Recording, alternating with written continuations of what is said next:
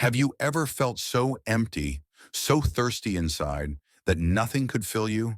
Not success, not comfort, not even the people you love most. What if the thing your soul is longing for is the very presence of God?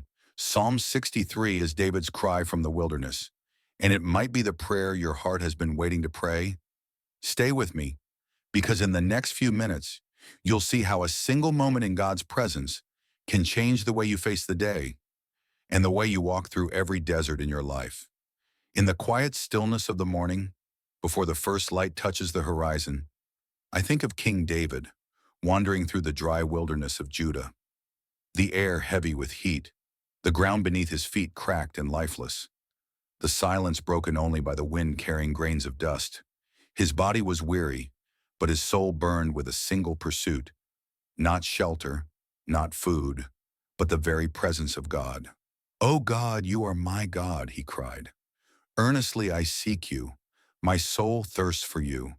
My whole being longs for you, in a dry and parched land where there is no water." Can you feel the depth of those words? Have you ever known a longing so fierce that nothing in this world could fill it? For David, this was more than poetry. It was survival. Just as a desperate traveler searches for the first drop of water, his spirit searched for the living God. And maybe today, in your own way, you are in a wilderness, not of sand and stone, but of unanswered questions, restless nights, or the quiet ache no one else sees. But here is the beauty. Even in the most barren places, David knew God's presence was life itself. He didn't wait for perfect conditions to worship. He lifted his voice under the scorching sun, declaring with every breath, "Lord, you are my one and only pursuit." And I wonder what would happen if we began our day the same way. If the first words from our lips were, "Lord, I need you more than the air I breathe." David remembered the temple, the golden light flooding the sanctuary, the fragrance of incense rising like prayers, the sound of voices lifting praise. And there, in that sacred place, he knew something deeper than life itself, the steadfast love of God. "Because your love is better than life, my lips will glorify you." This was not just a statement, it was the rhythm of his days. Have you ever been so filled, so satisfied, that you had to close your eyes just to take it in? That is what it feels like to be near him. And yet, how often do we chase after other things, thinking they will fill us, when the greatest treasure we could ever hold is the unfailing love of God? Love that never fades, love that never lets go, love that meets you in your weakness and lifts you higher than you thought you could stand. That is why David could say, "All my life I will praise you." Even in the night, when the world slept, his thoughts returned to God. He would replay the moments God carried him, whisper prayers into the darkness, knowing every word was heard. There is a comfort in that stillness, the kind you can't find anywhere else, and maybe you've felt it too, that unseen strength, holding you steady when you thought you would fall.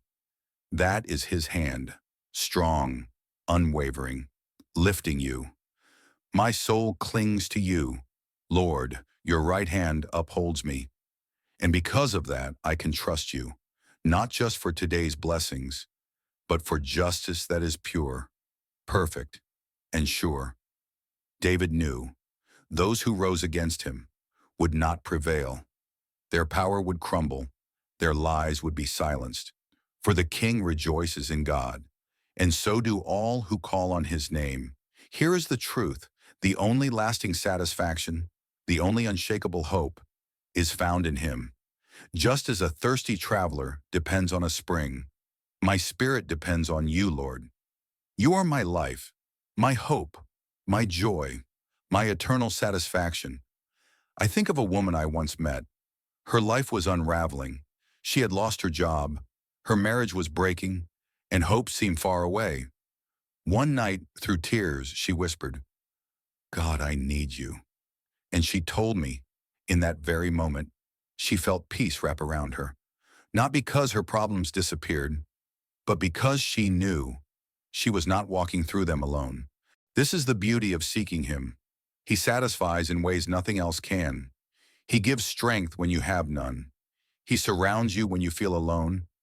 Have you ever had a moment when his presence felt closer than your own breath? So today, pause, set down the weight you've been carrying, and say, Lord, my soul thirsts for you. My heart clings to you. When you run to him first, you will find strength, you will find peace, you will find joy, no matter how wide the wilderness stretches before you. And I want to hear from you. When was a time you felt God's presence most strongly? Or what is your prayer today? Share it in the comments so we can pray for one another.